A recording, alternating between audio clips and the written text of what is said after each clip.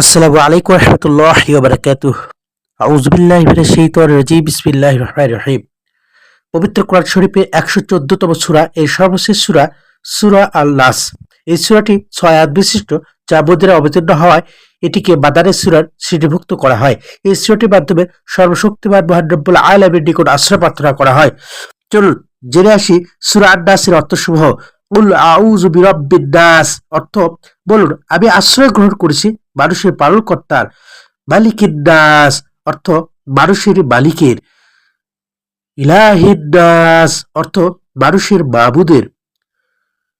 মিন শাররিল ওয়াসওয়াসিল খান্নাস অর্থ, তার অনিষ্ট থেকে যে কুমন্ত্রণা দেয় আত্মগোপন করে।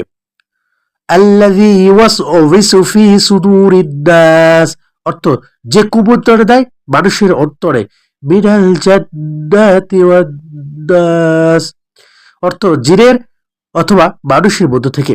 ইতিমধ্যে আমরা সূরা নাসের উচ্চারণ এবং অর্থ সম্পর্কে জেনেছি। চলুন জেনে আসি এবার এই সূরার ফজিলত সম্পর্কে।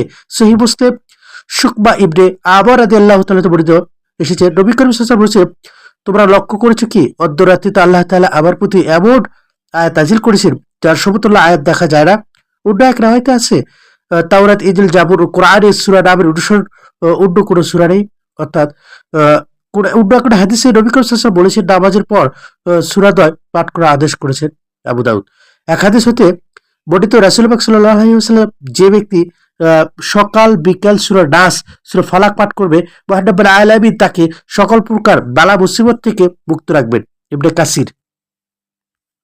সুবহানাল্লাহ, আমাদেরকে আমল করতে তৌফিক দান করুন।